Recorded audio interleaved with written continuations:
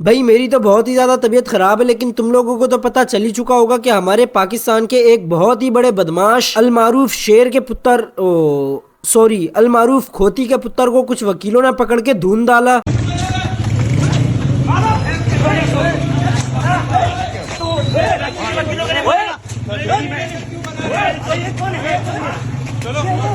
अब पॉइंट ये है कि ये चीज जस्टिफाइड है या अनजस्टिफाइड, आओ पता लगाते हैं। तो रजब भट्ट साहब अपने एक केस तौहीन रिसालत की सफाई देने आए थे कराची सिटी कोर्ट में, जहां सुनने में आ रहा है इनका सिंधी अजरक के साथ बहुत अच्छी तरह इस्तकबाल भी किया गया। रजब भट्ट 19 दिसंबर को कराची सिटी कोर्ट आया। सिटी कोर्ट के वकला ने वेलकम किया, उसको अजरक तक पहनाया। अस्सलाम वालेकुम, एडवोकेट शुएब खान तनोली। मैं रजब भट्ट का और मियां साहब को शुक्रिया अदा करता हूँ, ये कराची आए और कराची बार के लॉयर हम इनके साथ हैं और लॉ की पासदारी इंशाल्लाह रूल ऑफ लॉ की हम इनके साथ खड़े और इनके केस में हमारी कराची बार के लॉयर्स की यंग जनरेशन की फुल सपोर्ट होगी। हमारी तरफ से इनका तोहफा। लेकिन भाई ऐसा क्या हुआ कि इन भाई साहब पे इतना तशद्दुद किया गया, वो भी कानून के रखवालों की तरफ से। अब सुनो, रजब ने आज से 3-4 साल पहले एक वीडियो बनाई थी जिसमें वो नमाज के साथ खिलवाड़ कर रहा था। अल्लाह अकबर, अल्लाह अकबर, अल्लाह अकबर। ये सबा जान कौन है? बिस्मिल्लाहिर्रहमानिर्रहीम, अल्लाह अकबर, अल्लाह अकबर, अल्लाह अकबर, अल्लाह अकबर, बिस्मिल्लाहिर्रहमानिर्रहीम, अल्लाह अकबर। तो पिछले साल 2024 में कुछ वकीलों ने मिलकर इसके ऊपर नमाज के मजाक उड़ाने का केस कर दिया, जिस केस को हाइप में लाने वाले एडवोकेट मियां बिलाल साहब थे, जिन्होंने ये बहुत अच्छा काम किया, जो कि ऐसा काम कर रहे थे और ऐसे बंदे के साथ कर रहे थे जिसे देख के इन फ्यूचर अगर किसी बंदे ने ऐसी वीडियो बनानी थी वो ये सब देख के इस चीज से पीछे हट जाता। लेकिन एडवोकेट मियां बिलाल साहब का ये कदम मुझे बिल्कुल अच्छा नहीं लगा, क्योंकि उन्होंने सिर्फ रजब को ही टारगेट किया, जबकि लाखों लोग इस ट्रेंड पे वीडियो बना चुके थे। खैर, सोशल मीडिया पे काफी टाइम ये कंट्रोवर्सी चलती रहती है और रजब भट्ट की टीम की तरफ से मियां बिलाल को 4 से 5 करोड़ की ऑफर भी कराई जाती है कि भाई 4-5 करोड़ रुपए ले लो और इस मामले से पीछे हट जाओ, जिस ऑफर को मियां बिलाल एडवोकेट साहब रिजेक्ट कर देते हैं। अच्छा, जो लोग कह रहे हैं ना कि मियां बिलाल साहब ने पैसे लेकर सुलह की है, तो उनको जो है ना ये मैं दिखाता हूँ, ये ऑडियो है, हमारे पास रिकॉर्डिंग है, एक ऑफर हमें आई थी, तो वो उसको फिर हमने क्या जवाब दिया है वो भी आप सुने, ये आपको क्लियर हो जाएगा कि हमने किस तरह का रिस्पॉन्ड किया था, ऑफर्स को हमने कैसे ठुकराया, ये जरा सुने आप। अस्सलाम वालेकुम एहतशाम भाई, मियां बिलाल साहब को मेरा पैगाम दीजिएगा,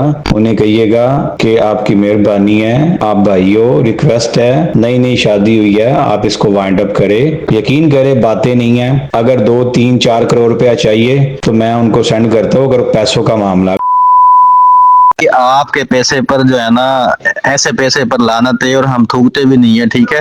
एट दी एंड भाई इन दोनों की सुलह हो जाती है, गले वाले मिलते हैं, टिकटॉक पे वीडियोस चलती हैं, मामला खत्म हो जाता है। लेकिन उसके बाद ये गुस्ताखी पे गुस्ताखी करता है, जैसा कि मक्का मदीना वाली बात, फिर साहबा और पैगंबरों वाली बात, उसके बाद 295 और भाई ये सब ये जानबूझ के ही करता था, क्योंकि गलती एक दफा होती है, 2 दफा होती है, 3 दफा होती है, चौथी दफा तो जुर्म होता है। और इन्हीं सब में ये भाई साहब पाकिस्तान से फरार हो जाता है, जिसके बाद गैम्बलिंग एप्स भी कट्टा खुल जाता है। लेकिन उसके बाद भी ये बाज नहीं आता और फिर से एक कुरानी आयत को बिगाड़ बिगाड़ के पढ़ता है। दिमाग ऐसे सुन बुन बक बुन ब्लक दुम कम तुम छुम छुम हो गया, सुन बुन बक बुन ब्लक दुम कम तुम छुम छुम हो गया। अब जब ये पाकिस्तान से बाहर यूके में होता है तो तब से ही इस पे कुछ वकीलों ने और कुछ मौलवियों ने नजर रखी हुई होती है, जिसमें मियां बिलाल एडवोकेट भी होते हैं। अब उन्होंने नजर इस वजह से नहीं रखी हुई थी कि इसने गैम्बलिंग को प्रमोट किया है, उन्होंने नजर इस वजह से रखी हुई थी क्योंकि इसने मक्का मदीना, साहबा, पैगंबर और 295 के बारे में उल्टी उल्टी बातें की थी। तो जब ये भाई साहब पाकिस्तान वापिस आता है तो कुछ वकीलों ने जिन्होंने इस पे केस बनाया हुआ था वो इस पे वीडियोस बनाना शुरू कर देते हैं, कभी कराची से, कभी लाहौर से, कभी इस्लामाबाद से, कभी कहीं से, कभी कहीं से। और ये साहब उन वकीलों को उल्टे सीधे जवाब भी दे रहा था, कभी किसी को बरसाती कीड़े कह रहा है, कभी किसी को डड्डू कह रहा है, कभी किसी को गंजा कह रहा है। तो 3-4 दिन पहले इस भाई साहब का एक व्लॉग आता है जिसमें ये फरमाता है, कराची वाले वकील साहब की कहते हैं कि हमने नाम भी ECL में डलवा दिया, हमने पासपोर्ट भी ब्लॉक करवा दिया, हमने उसको यूके से लाहौर भी बुला लिया। वकील साहब आपको बात बताऊं, ना आपकी इतनी वर्थ है और ना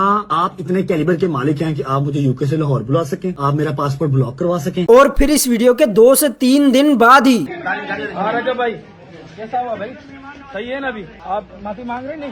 बस आइंदा भाई नहीं करेगा। भाई ये तो वो वाली बात हो गई कि ऑनलाइन बदमाश ऑफलाइन मिल गया, ऑनलाइन बदमाशी की और ऑफलाइन भुना गया भाई साहब। लेकिन भाई जितने भी वकीलों ने इसको मारा है बिल्कुल अच्छा नहीं किया, क्योंकि काले कोट का मतलब यही है कि चाहे छोटी से छोटी चीज हो उसमें इंसाफ दिखाना चाहिए। लेकिन हर काले कोट वाला मलिक फहीम खोकर जैसा शरीफ थोड़ी होता है। तुम लोगों को याद होगा जब मलिक फहीम खोकर साहब ने इसे एक्सपोज किया था कि भाई ये रजब भट्ट नहीं रजब भट्टी है। अस्सलाम वालेकुम दोस्तों, रजब भट्ट पर जो FIR करवाई गई है उसका मुकदमा नंबर है 7867/24। ये थाना चौंक में करवाई गई है। इस पर जो FIR करवाई गई है उस पर मैं और ये तमाम वकला और सहाफ़ी हज़रात बड़ा परेशान है, हैरान है कि आप दिखाएं ज़रा कैमरा करीब करके कि जो रजब का नाम लिखा है वो रजब अली वल्द मोहम्मद अफजल भट्टी। रजब तो अपने नाम के साथ भट्ट लिखता है, उसके वालिद साहब भट्टी हैं। मैं इस बात से बड़ा हैरान हूँ, परेशान हूँ। भट्ट साहब से मैं पूछूंगा जनाब तुसी भट्ट जे भट्टी जे के शाह जे, मेरा जवाब जरूर दीजिएगा। तो तब इसने उनके खिलाफ भी बहुत सारी गलत बातें की थी, लेकिन उन्होंने इसको रिस्पॉन्स नहीं दिया था। ये लो जी, आगे मेरा ID कार्ड उतरा, की लिखा जी रजब अली भट्ट वल्द मोहम्मद अफजल भट्ट। रजब भट्ट ने ना इस तरह से करके ना अपना ID कार्ड तो दिखा दिया था, पर वो इशू डेट जो थी ना वो एक दिन पहले की थी।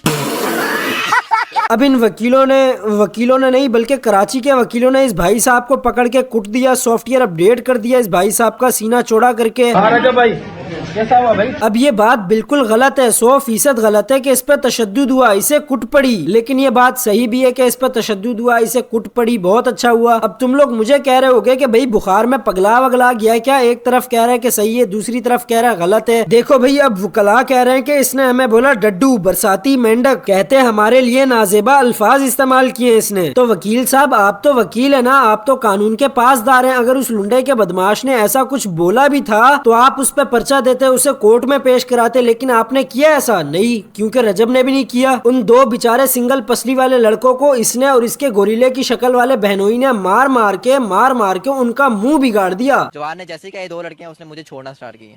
1 2 3 4 5 6 7 8 मारता गया जब तक उसका हाथ नहीं लगा। यकीन करें एंड पे उसको ऐसे अपना हाथ कर रहा। भाई वो लड़के बच्चे दोनों बिल्कुल ठीक कह रहे हैं, उनको बिल्कुल मारा, मैंने मारा, ये तो बता दिया यहाँ मारा, यहाँ मारा, यहाँ मारा, सारा बता दिया उन्होंने, ये नहीं बताया कि क्यों मारा। रोड पे चलती गाड़ी वाले को रोड के बीच में रोक के मारा, काशिफ चुंगी वाले को मार पड़ते देख के बचाया तक नहीं। और सबसे बड़ी बात 18 साल की उम्र में 9th क्लास में सर के घर के अंदर वड़ के सर को और सर के भाइयों को मारा। मैं 9th क्लास में था और मेरे ऊपर फर्स्ट FIR हुई थी।